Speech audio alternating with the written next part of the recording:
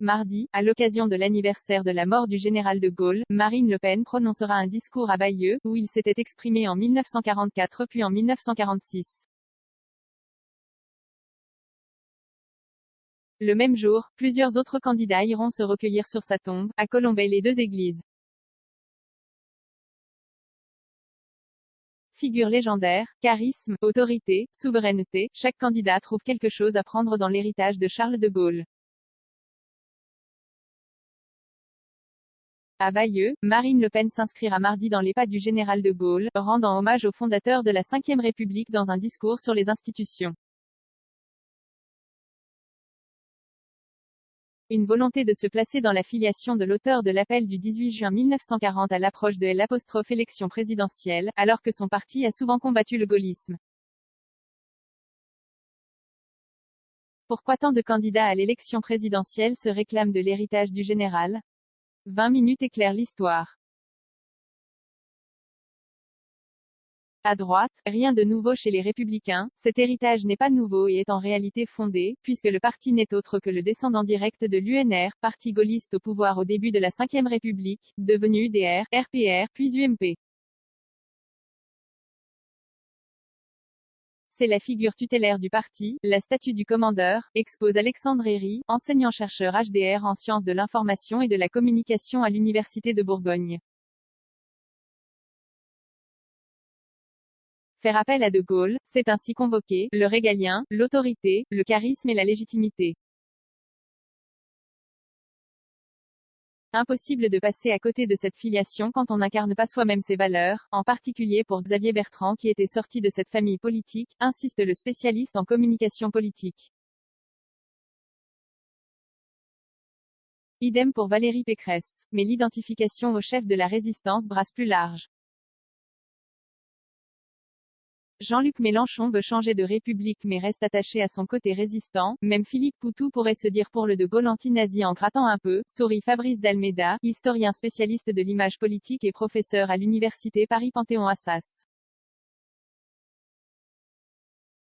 De Gaulle est la dernière grande figure historique, en tête des figures historiques préférées des Français, selon un récent sondage.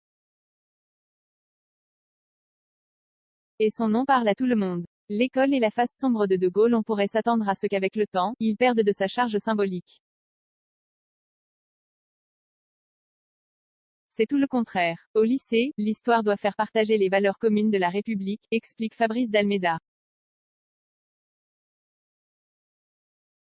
Au cours de leur scolarité, les élèves sont confrontés 3 fois à la Seconde Guerre mondiale et aux questions de mémoire, et donc à De Gaulle. Depuis les années 1970, les profs ont plaisir à enseigner De Gaulle, car c'est un chapitre positif qui ménage toutes les susceptibilités, abonde l'historien. Y compris dans les lycées où se trouvent des jeunes d'origines diverses, puisque De Gaulle a rendu l'indépendance à l'Algérie, et à de nombreux pays d'Afrique. De quoi terminer tout en haut de la tier list des personnages historiques français, du streamer Rivanzi pendant le The Vent. Pourtant, la mémoire actuelle du général de Gaulle occulte une partie de la réalité. Oubliés, les meetings de 1947 où le service d'ordre massacrait des militants communistes. Balayés, les critiques des années 1960 contre un pouvoir présidentiel à la limite du régime autoritaire et un De Gaulle gouvernant par plébiscite, à la manière d'un Napoléon III.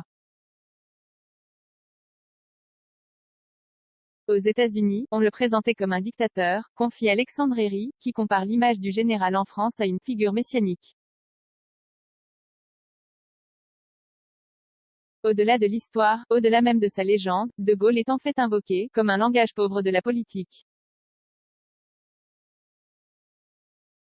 On ne le cite pas directement, on dit De Gaulle comme on dirait drapeau ou Marseillaise, pointe Fabrice d'Almeida.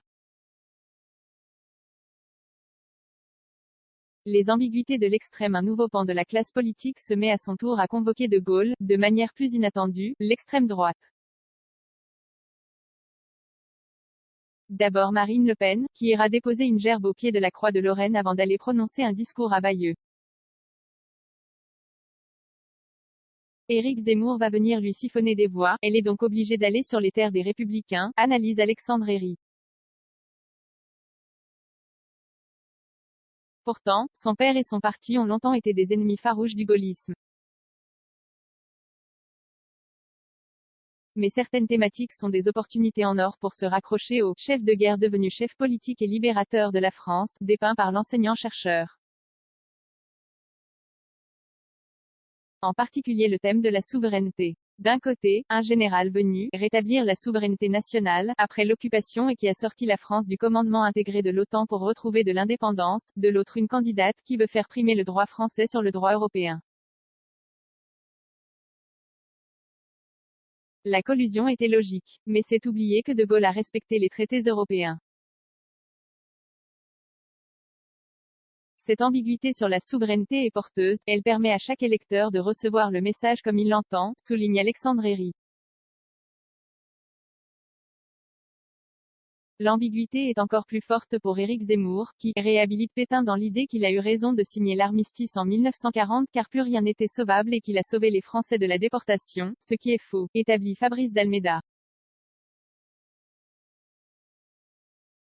Ce qui n'empêche pas le polémiste de convoquer l'esprit rebelle du général de Gaulle, l'homme providentiel, seul à pouvoir sortir la France du défaitisme. Dans le même temps, il se replace dans la mouvance du RPR, car la figure de l'échappé en solitaire ne marche plus dans un monde où les figures politiques n'ont pas tellement changé, après l'élection des Emmanuel Macron, décrypte Alexandre Herry. Comble de l'ambiguïté, Éric Zemmour a laissé planer l'hypothèse d'une officialisation de sa candidature à Colombelles et Deux-Églises.